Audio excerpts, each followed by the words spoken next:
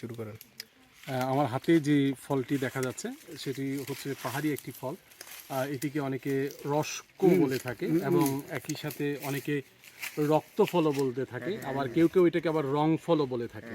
তা এই ফলটি এখানকার যারা মূলত চাষ করে তাদের কাছে এটি বেশ জনপ্রিয় এবং তারা দাবি করে যে এটি খুবই উপকারী এই ফলটি। এবং এই ফলটি যারা চাষ করে মূলত তাদের চাষের জন্য খুব বেশি পরিশ্রম তাদের করতে হয় না, এবং এই ফলটির জন্য শুধুমাত্র এটার ভিতরে যে বিচিটা থাকে, একটি বিচি থাকে, সেই বিচিগুলো ফেলে দিলেই এইটির যে লতা, সেই লতাগুলো আসলে গাছ লতাগুলো উঠে যায়, এবং সেই লতাগুলো উঠে গেলে মূলত সেখান থেকেই এই রস যখন আস্তে করে যখন বড় হবে 6 থেকে 7 বছর পরেই কিন্তু এই ফলগুলো আসলে ধরে।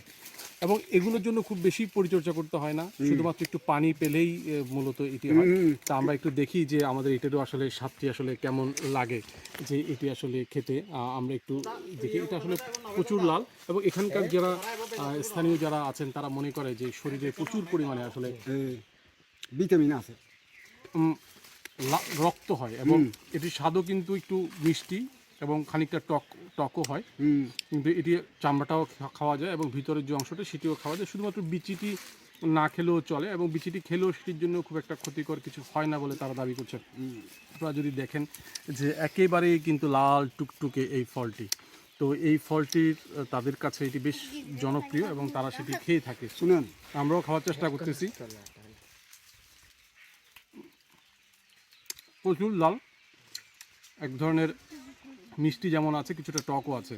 আমরা যদি এই বিচিটা যদি আপনাদেরকে একটু দেখাই, যে এই বিচিটার মধ্যেও কিন্তু একদম প্রচুর লাল, আমি যদি হাতে নিচ্ছি প্রচুর লাল বেরোচ্ছে, এবং এখানে কিন্তু লাল হয়ে যাচ্ছে, এবং এটা যদি আমরা যদি মুখে দিই, এই যে এখানে হাতটাও লাল হয়ে গেছে, আমরা যদি খেতে যাই এটাও কিন্তু আসলে খুবই সুস্বাদু একটি খাওয়া।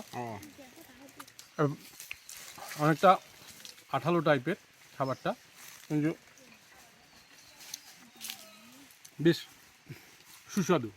এবং এই পাহাড়ে এই যে একেবারেই লাল টুকটুকে, পুরো হাতটাই কিন্তু একেবারে লাল হয়ে গেছে, এবং রক্ত রং কিন্তু আসলে ঝরছে। তবে আমার কাছে মনে হচ্ছে যে এই ফলটি খুবই সুস্বাদু, এবং তাদের ভাষায় যেহেতু অনেক বেশি উপকারী, এবং এটির জন্য পরিশ্রমও খুব কম, বাজারেও কিনতে পাওয়া যায়।